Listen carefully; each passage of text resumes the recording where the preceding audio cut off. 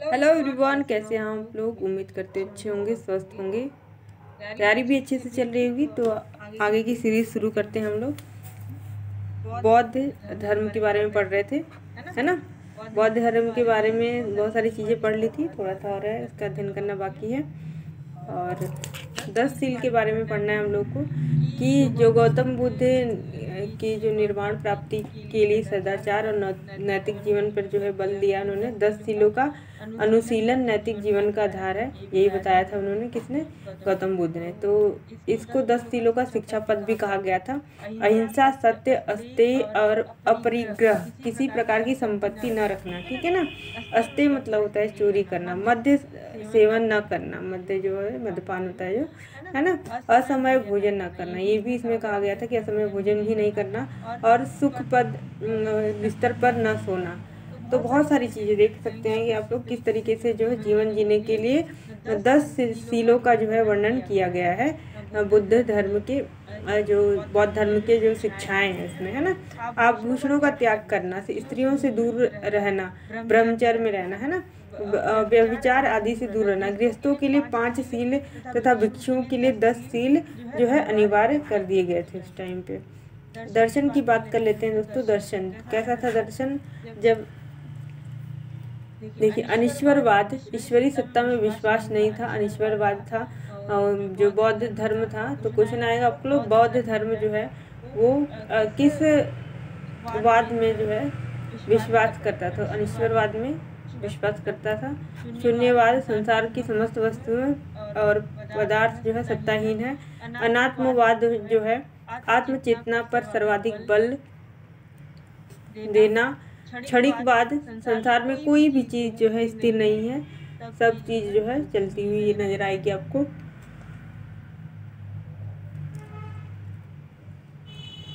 कोई भी चीज़ जैसे कि समय जो है स्थिर नहीं रहता है, उसी तरह से संसार में कोई भी चीज़ जो है एक पल के लिए भी स्थिर नहीं है ना, रुकी हुई नहीं है। समय किसी के लिए जैसे नहीं रुकता है, उसी तरह से संसार में कोई भी चीज़ है जो वह स्थिर नहीं रहती है। क्षणिकवाद का दर्शन यह है। तो 4 दर्शन हो गए, अनिश्वरवाद, शून्यवाद और अनंतवाद और क्षणिकवाद, ठीक है ना। बुद्ध के जन्म के पूर्व अन्य धार्मिक आंदोलन हुए थे, थोड़ा सा उसके बारे में थोड़ा सा जान लेंगे दोस्तों, है ना। देखिए, इसे क्वेश्चन पूछे जाते हैं तो ये इम्पोर्टेंट है, इसको नोट कर लीजिएगा आप लोग। कॉपी पेन लेके बैठे रहिए और जो मैं बता रही हूँ दोस्तों, वो आप लोग को जो है क्या करेंगे, नोट डाउन करते हुए जाएंगे। देखिए, आजीवक संप्रदाय के संस्थापक थे मक्खली गोशाल। घोर अक्रियावादी पूरन कश्यप, उच्चेतवादी भौतिकवादी अजित केस कंबली, नित्यवादी पकुन कंचायन, संदेहवादी या अज्ञेयवादी अनिश्चयवादी संजय वेलुतुपुत। बौद्ध धर्म की जो संघ प्रणाली थी वो कैसी थी? बौद्ध धर्म जो था दोस्तों, संघ में प्रविष्ट होने के लिए उपसंपदा कहा जाता था। जो संघ था बौद्ध धर्म का, उसमें जो है संघ की सदस्य लेने वाले को, जो सदस्य बनते थे, सदस्यता ग्रहण करते थे, उनको श्रमण कहा जाता था। श्रमण का दर्जा मिलता था और 10 वर्षों के बाद जब इसकी योग्यता स्वीकृत हो जाती थी, तो उसे भिक्षु का नाम मिलता था, यानी कि भिक्षु नाम दिया जाता था, ठीक है ना। सब पहले संघ में जैसे ही प्रविष्ट हुआ, यानी कि जैसे ही संघ में आया, सम्मिलित हुआ, तो वो उसे उपसंपदा कहा गया। फिर सदस्य लेने वाले को पहले श्रमण का दर्जा मिलता था। पहले देखिए किस हिसाब से गुजरना पड़ता था। उपसंपदा, इसके बाद श्रमण, इसके बाद 10 साल के बाद जो है भिक्षु वह कहलाता था। ओके।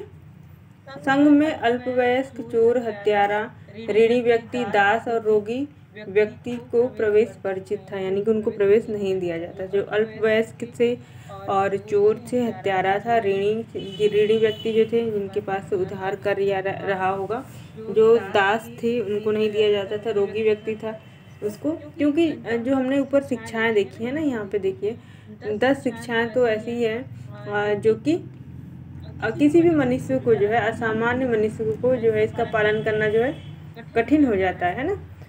तो ये 10 शिक्षाएं, इसी आधार पे जो है इन लोगों को दीक्षा दी जाती थी, उनको ही भिक्षुक बनाया जाता था, ठीक है।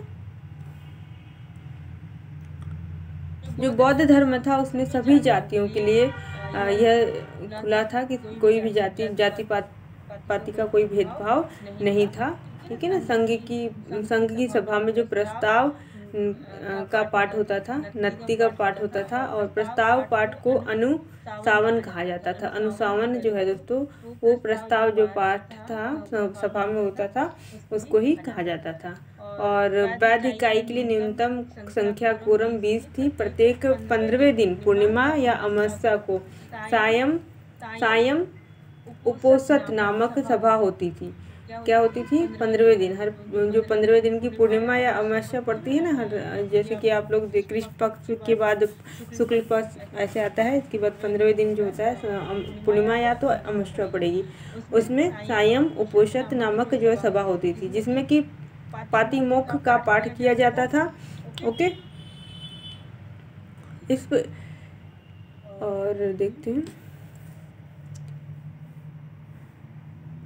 गंभीर अपराध पर वयस्कों और वृद्धों की समिति विचार करती थी। जो भी देखिए, इस सभा में प्रत्येक सदस्य इसके माध्यम से स्वयं नियमों के उल्लंघन को स्वीकार करता था, स्वयं ही स्वीकार कर लेता था। इसके बाद सदस्यों को प्रायश्चित करने हेतु उन्हें संघ से निकालने की आज्ञा देती थी। ओके, तो संघ से निकाला जाता था जिसने भी अपराध किया है उस गुट में। वर्षा ऋतु के दौरान मठों में प्रवास के समय भिक्षुओं द्वारा अपराध स्वीकारोक्ति समारोह पौरन कहलाता था। ठीक है ना। जो प्रवास में भिक्षुओं द्वारा कोई अपराध होता है, अपराध को स्वीकार कर लिया उन्होंने, तो उस समारोह, एक स्वीकार करने का, अपराध को स्वीकार करने का एक समारोह होता था, उसे पौरन कहा जाता था। ओके, बौद्धों के लिए 4 दिन जो है महीने के लिए 4 दिन अमावस्या, पूर्णिमा, 2 चतुर्थी और 2 चतुर्थी का उपवास के दिन होते थे। यानी कि महीने में वो 4 दिन उपवास ही रखते थे। एक तो पूर्णिमा के दिन रखते थे, और एक जो आपकी अमावस्या होती है, और 2 चतुर्थी थी तब। जो बौद्धों का पवित्र दिन था दोस्तों, वो वैशाख की पूर्णिमा थी, जिसमें कि बुद्ध पूर्णिमा भी कहा जाता है।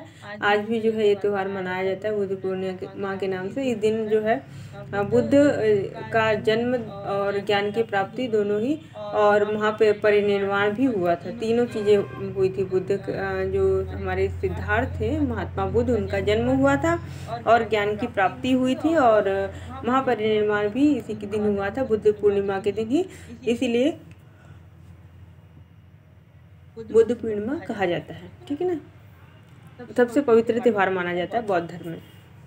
2 वर्गों में विभाजित था जो बौद्ध धर्म था, भिक्षु और भिक्षुणी तथा उपासक और उपासिकाएं। गृहस्थ जीवन में रहकर बौद्ध धर्म को मानने वाले लोग उपासक कहा जाता था, और भिक्षु भिक्षुणी जो होते थे वो गृहस्थ जीवन का त्याग करके जो है इस धर्म को अपनाते थे।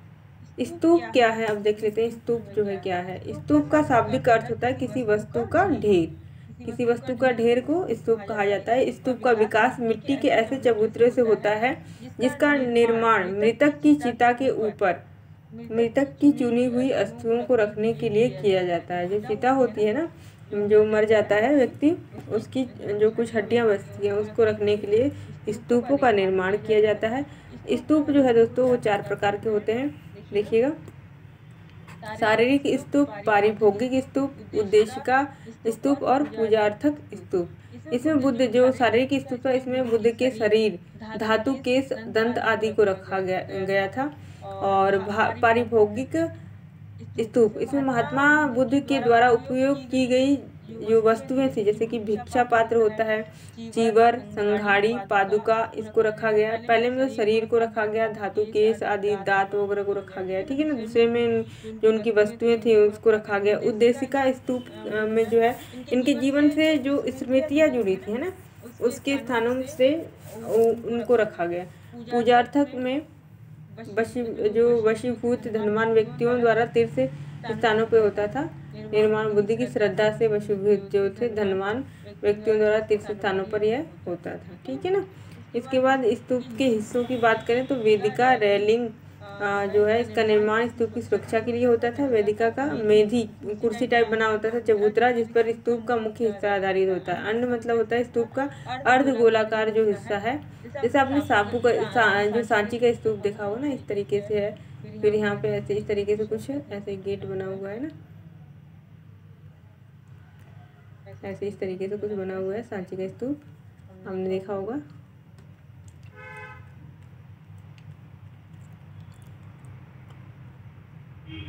इसके बाद हरिम्का होती है जो स्तूप के शिखर पर अस्थि की रक्षा के लिए हरिम्का नामक जो है चीज होती थी। छत्र धार्मिक चिन्ह का प्रतीक होता है। छत्र सोपान मेधी पर चढ़ने उतरने की जो सीढ़ी होती है उसको ही सोपान कहा जाता है। चैत्य का देखिए ये वाला इम्पोर्टेंट है दोस्तों, ये आप लोग नोट डाउन कर लीजिएगा थोड़ा सा, क्योंकि आपके एग्जाम में आया हुआ है। चैत्य का शाब्दिक अर्थ होता है चिता संबंधी। एक चैत्य एक बौद्ध मंदिर है जिसमें एक स्तूप समाहित होता है। पूजार्थक स्तूप को चैत्य कहा जाता है, ठीक है ना। और विहार बौद्ध चैत्यों के पास भिक्षुओं के रहने के लिए आवास बनाया जाता था जिसे विहार कहा जाता था। जो आवास को क्या कहेंगे, विहार कहा जाएगा, ठीक है ना। और पूजा जो देखिए चैत्य क्या होता है, चिता संबंधी। एक चैत्य एक बौद्ध मंदिर यानी जहाँ पे पूजा होती थी ना उसको चैत्य कहा जाता था, ठीक है। प्रसिद्ध मंदिरों की बात कर लेते हैं। एक तो महाबोधि मंदिर है जो कि बिहार में है। द वाट थाई मंदिर, महापरिनिर्वाण मंदिर उत्तर प्रदेश में है। चौखंडी स्तूप, धर्म राजिका स्तूप धमेक स्तूप उत्तर प्रदेश में है। नाम ड्रोलिंग निंगमापा मोनेस्ट्री कर्नाटक में। सांची भरहुत अमरावती के स्तूप, अशोक के शिला स्तंभ, कार्ले की बौद्ध गुफाएं, अजंता एलोरा बाघ और बराबर की गुफाएं इस बौद्ध धर्म की श्रेष्ठ जो है महत्वपूर्ण कला का वर्णन करती है, स्थापत्य कला, जिससे कि पता चलता है कि बौद्ध धर्म जो है स्थापत्य कला में जो है महत्वपूर्ण भूमिका निभाता है। ओके। और बुद्ध की प्रथम मूर्ति संभवतः मथुरा कला में ही बनी थी। ओके। सर्वाधिक मूर्तियों का निर्माण गांधार शैली में होता है, लेकिन जो बुद्ध की प्रथम जो मूर्ति थी मथुरा कला में बनी थी। ओके। मोस्ट इम्पॉर्टेंट दोस्तों देखिए, इसको आप लोग नोट कर लीजिएगा थोड़ा सा। प्रथम, द्वितीय, तृतीय, चतुर्थ 4 बौद्ध संगीतियाँ होती हैं। पहली जो बौद्ध संगीति होती है राजगिरी में होती है, दूसरी वैशाली में होती है, तीसरी पाटलिपुत्र में, चौथी कुंडलवन में। ओके। पहली राजगिरी में 483 ईसा पूर्व में अजातशत्रु उस टाइम पे शासक थे। महाकश्यप जो है ये सचिव या अध्यक्ष थे, अध्यक्ष के नाम है ये। ओके। और इन्होंने बुद्ध के उपदेशों को सूत्र पिटक तथा विनय पिटक में अलग अलग संकलित किया गया। पहली जो संगीति हुई थी। दूसरी हुई थी आपकी वैशाली में 383 ईसा पूर्व में। कालाशोक जो है यहाँ के राजा थे, राजा के काल में होती है। साबक मीर जो है सुबुकामी भी इनको कहा जाता है, अध्यक्ष बने थे दूसरी बौद्ध संगीति के। भिक्षुओं में मतभेद के कारण बौद्ध धर्म जो है बौद्ध संघ स्थावीर और महासंघिक में जो है विभाजित हो गया था। नेक्स्ट है तृतीय बौद्ध संगीति, पाटलिपुत्र में होती है ये 250 ईसा पूर्व में। अशोक के काल में होती है। मोगली पुत्र तीसरे जो है अध्यक्ष बने थे। अभिधम्म पिटक का तीसरा जो पिटक था इसका संकलन जो है तीसरी बौद्ध संगीति में होता है। चौथा जो बौद्ध संगीति है वो कुंडलवल कश्मीर में होती है, लगभग ईसा पूर्व शताब्दी के प्रथम शताब्दी के, ठीक है ना। कनिष्क जो है इस टाइम के जो शासक थे, राजा थे मतलब, ठीक है ना। और वासुमित्र चौथी बौद्ध संगीति के अध्यक्ष रहे हैं। बौद्ध धर्म का जो हीनयान और महायान 2 संप्रदायों में इस टाइम विभाजन होता है। हीनयान में वस्तुतः जो स्थविरवादी और महायान में महासंघिक जो है वो लोग इसमें चले जाते हैं, ठीक है ना। अब देख लेते हैं थोड़ा सा हीनयान और महायान में अंतर क्या है। अंतर जो है दोस्तों, एक हीनयान का प्रमुख संप्रदाय है वैभाषिक सौत्रांतिक, और स्थविरवादी सर्ववस्तिवादी समिति हीनयान के अन्य संप्रदाय हैं और उप संप्रदाय हैं। इसके अंतर्गत जो है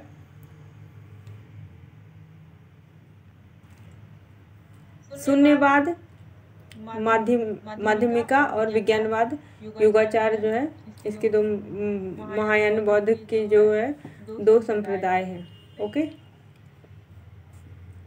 हीनयान में बुद्ध महापुरुष के रूप में हुए, जबकि महायान में जो है देवता के रूप में, महायान देवता के रूप में बुद्ध को माना गया, जबकि हीनयान में महापुरुष के, एक महान महापुरुष के रूप में माना गया। ओके, और हीनयान में बुद्ध को प्रतीकों के रूप में दर्शाया गया, जबकि महायान में मूर्ति पूजा शुरू हो गई थी। महायान में मूर्ति पूजा यानी कि देवता को स्वरूप माना गया, हीनयान में महापुरुष माना गया, प्रतीक एक चिन्ह था उसी को दर्शाया गया। हीनयान स्वयं के प्रयत्नों पर बल देता है, जबकि महायान गुणों के स्थानांतरण पर बल देता है। हीनयान का आदर्श अहर पद की प्राप्ति करना है, जबकि महायान जो है बोधिसत्व की परिकल्पना मौजूद है। अब बोधिसत्व क्या चीज है? बोधिसत्व एक महान आदर्श है जो करुणा में माने गए हैं। ठीक है ना, बोधिसत्व क्या है? करुणा में माने गए, जो समस्त प्राणियों को प्रबोध ये मार्ग पर चलने में सहायता करता है, उसको ही जो है बोधिसत्व कहा गया है। ओके,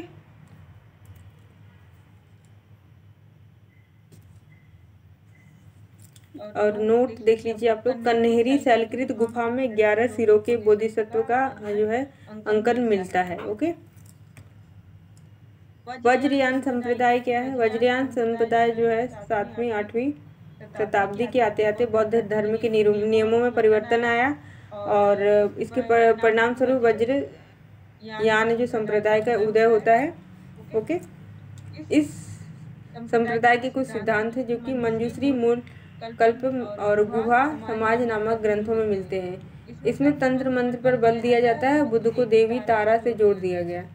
जो वज्रयान है वह जो है साधु गृह साधना का प्रयोग करने लगे, और पंचमकार जैसे कि मध्य, मांस, मैथुन, मत्स्य और मुद्रा आदि की साधना करने लग गए थे इस टाइम पे। ठीक है ना, वहाँ जब वो साधु बने थे लोग। बौद्ध साहित्य की अब बात कर लेते हैं दोस्तों। जो वज्रयान शाखा थी वो तिब्बत और चीन में ज्यादा प्रचलित हुई है। ओके, 3 जो है त्रिपिटक जो है 3 सर्वाधिक प्राचीन ग्रंथ माने जाते हैं, जैसे कि सुत्त पिटक, विनय पिटक और अभिधन्न पिटक। ओके, ये इम्पोर्टेंट है दोस्तों, इसको थोड़ा सा आप लोग जो है देख लीजिएगा, नोट करते हुए चलिए। सुत्त पिटक क्या है? सुत्त का अर्थ होता है, शाब्दिक अर्थ होता है धार्मिक उपदेश देना, धार्मिक उपदेश। और इसमें जो है सुत्त पिटक में बौद्ध धर्म के सिद्धांतों का उल्लेख है, जिसमें कि 5 निकाय होते हैं, दीर्घ निकाय, मंजिम निकाय और संयुक्त निकाय, अंगुत्तर निकाय और खुद्दक निकाय। ठीक है ना, और जो अंगुत्तर निकाय है ये इम्पोर्टेंट है, भिक्षुओं के उपदेश में कही जाने वाली बातों का वर्णन है। 6ठी शताब्दी ईसा पूर्व के 16 महाजनपदों का उल्लेख भी अंगुत्तर निकाय में देखने को मिलता है। ठीक है ना, इम्पोर्टेंट है दोस्तों, इसको आप लोग इम्पोर्टेंट कर लीजिए। इसके बाद जो है सुत्त पिटक की रचना आनंद ने की थी। किसने की थी? आनंद जो थे उनके शिष्य, उन्होंने की थी। इसके बाद आते हैं विनय पिटक के बारे में। विनय पिटक जो है बौद्ध मठों में रहने वाली भिक्षु भिक्षुणियों के अनुशासन संबंधी नियम दिए थे। विनय पिटक ने बौद्ध संघ की कार्यप्रणाली की व्यवस्था भी इसी ग्रंथ में जो है मिलती है। ओके, यह शुद्ध विभंग, खंदक और परिवार में विभक्त था, और इसकी रचना जो है विनय पिटक की उपाली ने की। उपाली जो थे इन्होंने की थी। ओके, सुत्त पिटक आनंद ने की थी इसकी रचना, और विनय पिटक की उपाली ने। अब बात करते हैं अभिधम्म पिटक। अभिधम्म पिटक में जो है उद्देश्य और सिद्धांत बौद्ध मतों की दार्शनिक व्याख्या की गई है, और इस पिटक का संकलन अशोक के समय हुआ है। ओके, और बौद्ध संगीति में मोगली पुत्र तीसरे ने किया था अभिधम्म पिटक की रचना। ओके, इसके अतिरिक्त भी पाली भाषा में कुछ जो है साहित्यों के वर्णन मिलते हैं, और जैसे कि मिलिंद पन्हो जो है ईसा की प्रथम 2 शताब्दियों के भारतीय जनजीवन में विशेष जानकारी मिलती है। इसमें यूनानी शासक मिनांडर और बौद्ध भिक्षु नागसेन के बीच बौद्ध मत पर वार्ता का वर्णन मिलता है। दीपवंश जो है सिंहल द्वीप श्रीलंका के इतिहास में प्रकाश डालने वाले चतुर्थ शताब्दी में रचित यह पहला ग्रंथ है। महावंश जो है, देखिए इसमें जो है आपका मिलिंद पन्नों से क्वेश्चन आता है। यूनानी शासक मिनांडर और बौद्ध भिक्षु नागसेन के बीच जो वार्ता होती है वह किस साहित्य में मिलता है या कहाँ से मिलती है, इसकी जानकारी मिलिंद पन्नों दिए आपके ऑप्शन में दिया रहेगा दीपवंश, महावंश और एक और दो कालिदास की रचनाएं दी रहेंगी, ऐसा पूछा जाएगा तो आप लोग का आंसर हो जाएगा मिलिंद पन्नों। ठीक है ना, इसको ध्यान में रखेंगे। वाली अंडरलाइन कर देती हूँ दोस्तों, ये आप लोग थोड़ा सा नोट कर लीजिएगा अपने कॉपी में। ओके, महावंश जो है, महावंश इसके ग्रंथ जो है मगध के राजाओं की क्रमबद्ध सूची मिलती है इसमें। इसका जो रचयिता है मदंत महा नाम का है। ओके, जातक कथाएं बुद्ध के पूर्व जन्मों की कथाएं हैं जो कि पाली भाषा में लिखी गई हैं। महावस्तु बिना पिटक से संबंधित ग्रंथ है।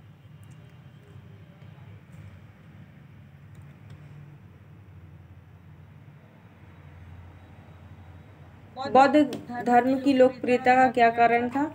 जटिल दार्शनिक वाद विवाद का न होना, लोक भाषा पाली में उपदेश देना, बौद्ध धर्म का राजकीय संरक्षण होना और राजाओं से भी संरक्षण प्राप्त था, इस वजह से इसकी लोकप्रियता बढ़ी। सामाजिक समानता का सिद्धांत, क्योंकि इसमें जाति पाति का कोई भी जो है भेदभाव नहीं किया जाता था, इसलिए इसकी लोकप्रियता बढ़ती है।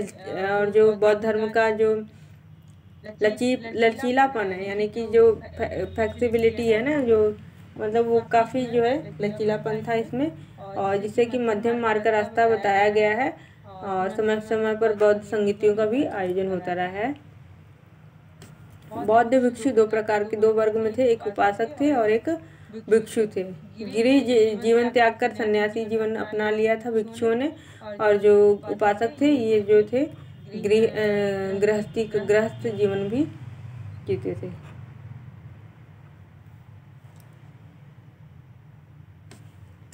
और साथ ही साथ देख लीजिएगा दोस्तों कि स्त्रियों को भी संघ में प्रवेश की अनुमति दी गई थी। पहली जो स्त्री थी गौतमी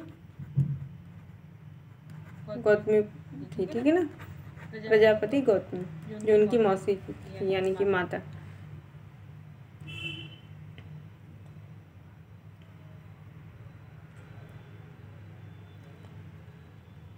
अब बात कर लेते हैं दोस्तों बौद्ध धर्म के पतन के कारण। जो इसका पतन कैसे होता है? बौद्ध धर्म के पतन के बहुत सारे कारण हैं, जैसे कि ब्राह्मणवादी क्रियाकलाप का समावेश हो गया, क्योंकि बुद्ध को ब्राह्मणों ने विष्णु का अवतार मानकर वैष्णव धर्म में समाहित कर लिया था। इसी वजह से बौद्ध धर्म में अपनी विशिष्ट पहचान खो दी। इस धर्म में बौद्ध धर्म में कर्मकांडों का प्रारंभ हो गया था, जैसे कि अनुष्ठान विधान। बौद्ध धर्म का जो बौद्ध भिक्षु थे उनका आम लोगों से दूर जाना, ये भी एक कारण माना जाता है। पाली भाषा त्याग कर संस्कृत को अपनाना, ये भी एक कारण माना जाता है इसके पतन का। बौद्ध मठ विहार कुरीतियों के केंद्र बन गए थे, इस वजह से भी इसका पतन होने लग गया था। ओके, अत्यधिक संचय करने लग गए थे जो भी भिक्षु थे, मठ और मस्जिद, जो मठ वाले लोग थे, है ना, जैसे कि आजकल हो रहा है। राजकीय संरक्षण का अंत हो गया था। सुग कर्ण आंध्र सातवाहन गुप्त वंशीय शासकों ने ब्राह्मण धर्म को संरक्षण प्रदान किया, इस वजह से भी इस धर्म का नाश हो गया, मतलब पतन हो गया। ओके, शैव धर्म का एक जो शासक था, ये इम्पोर्टेंट है दोस्तों, इसको थोड़ा सा आप नोट कर लीजिएगा अपनी नोटबुक में। जो शैव धर्म से बौद्ध धर्म की प्रतिद्वंद्विता हो गई, यानी कि इससे क्या हो गई, एक संघर्ष हो गया, जिससे कि बंगाल के शैव जो शासक था शशांक, इसने क्या किया कि बोध गया का बोधि वृक्ष था उसको भी कटवा दिया था। तो कभी कभी क्वेश्चन आता है कि बोधि वृक्ष को किसने कटवाया था, किस शासक ने? तो शैव शासक था शशांक ने ही जो है इस वृक्ष को कटवा देता है। ओके, उसकी प्रतिस्पर्धा के कारण, द्वेष भाव के कारण। ओके, अब थोड़ा सा एक क्वेश्चन देख लीजिएगा दोस्तों, बौद्ध धर्म और जैन धर्म में समानता क्या थी? बौद्ध धर्म जो है दोनों धर्मों में संस्थापक क्षत्रिय कुल के थे, तो समानता हो गई। दोनों धर्मों में वेदों की प्रामाण्यता जो थी वो अनास्था है। कर्म कांडों के फलभूत होने का निषेध किया गया था। कर्म और पुनर्जन्म दोनों मानते थे। शूद्र महिलाओं के द्वारा मोक्ष प्राप्ति की संभावना का विरोध किया गया था दोनों धर्मों में। असमानता की बात करें तो बौद्ध निर्वाण इसी जीवन में संभव मानते थे, जबकि जैन शरीर से मुक्ति के पश्चात संभव मानते थे निर्वाण। ठीक है ना। बौद्ध मत जो था मुक्ति हेतु मध्यम मार्ग का उपदेश देता था, जबकि जैन जो है कठोर साधना पर बल देता था। बुद्ध ने जाति प्रथा को कठोर निंदा की है, जबकि महावीर ने नहीं की है। ठीक है। और महावीर ने बुद्ध की अपेक्षा अहिंसा अपरिग्रह पर अधिक बल दिया है। बौद्ध धर्म में पाली भाषा, जबकि जैन धर्म में प्राकृतिक भाषा को जो है प्रयोग किया गया था। इस वजह से ही इसका जो दोनों में असमानता मिलती है। ओके, अब थोड़ा सा क्वेश्चन देख लेते हैं दोस्तों, इसके बाद हम लोग कल पढ़ेंगे।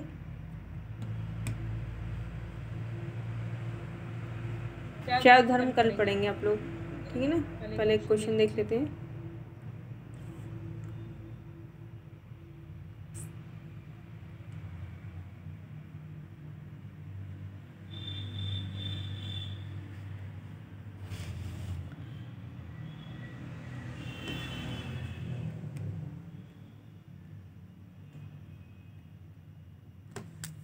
भारत के धार्मिक इतिहास में निम्न कथनों पर विचार कीजिए। सौत्रांतिक और सम्मिति जैन मत के संप्रदाय थे। सर्ववादवादियों की मान्यता थी कि दिग्विषय फिनोमिना के अव्यय पूर्णांत क्षणिक नहीं अपितु अव्यक्त रूप में सदैव विद्यमान रहते हैं। इसमें सत्य बताना है आप लोग को।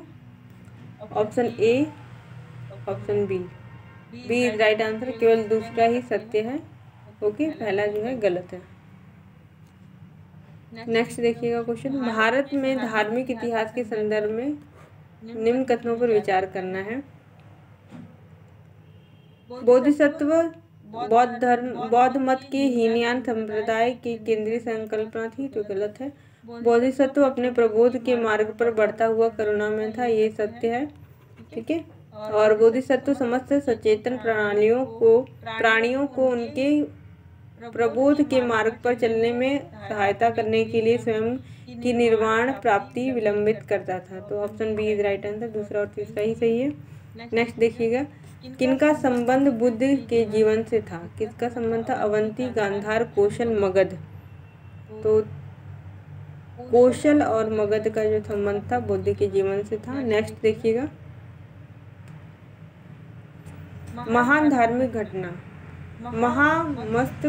मस्तकाभिषेक जो है निम्नलिखित में से किसके संबंधित था? किसके लिए की जाती है इसकी जो महान धार्मिक घटना थी, है ना। Option A Bahubali, B Buddha, C Mahavir, D Nataraj. Bahubali, option A is right answer. Next है जैन सिद्धांत के अनुरूप है कर्म को विनिष्ट करने का सुनिश्चित मार्ग तपश्चर्या है, सही है। प्रत्येक वस्तु में चाहे वह सूक्ष्मतम कण हो आत्मा होती है, सही है। कर्म आत्मा का विनाशक और अवश्य इसका अंत करना चाहिए, ये भी सही है। तो पहला, दूसरा, तीसरा तीनों सही है। नेक्स्ट देखिएगा। बुद्ध ने अपना प्रथम उपदेश कहाँ दिया था? तो प्रथम उपदेश जो है सारनाथ दिया था, सबको पता है आप लोगों को। नेक्स्ट देखिएगा। इसमें आप लोगों को क्या करना है? मैचिंग करना है ना।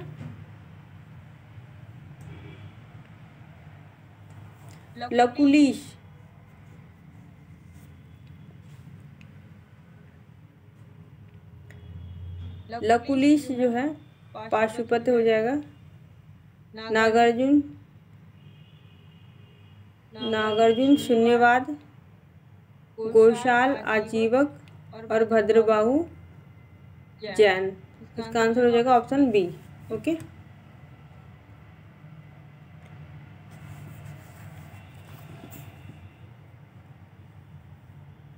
देखिए, प्राचीन भारत के विश्वोत्पत्ति विषयक धारणाओं के अनुसार 4 युगों के चक्र का क्रम क्या है? द्वापर, कृत, त्रेता और कली। कृत, द्वापर, त्रेता और कली। कृत, त्रेता, द्वापर और कली। यही आंसर सही हो जाएगा। Option C is right answer. Next देखिएगा, शैलकृत गुफा में 11 सिरों के बोधिसत्व का अंकन मिलता है। कहाँ पे? अजंता, एलोरा, कन्हेरी, कार्ले।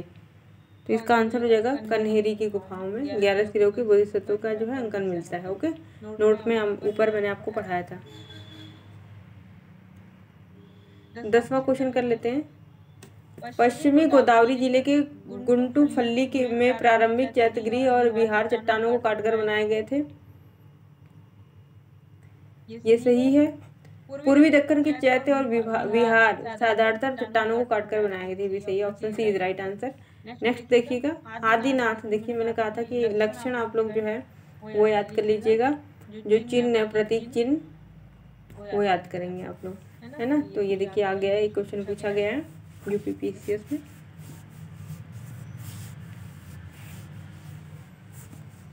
आदिनाथ का विषव था चिन्ह। मल्लीनाथ, मल्लीनाथ है ना, मल्लीनाथ का जो था जल कलश। पार्श्वनाथ, सर्प, संभवनाथ, अश्व। ओके, तो दोस्तों आज के लिए इतना ही।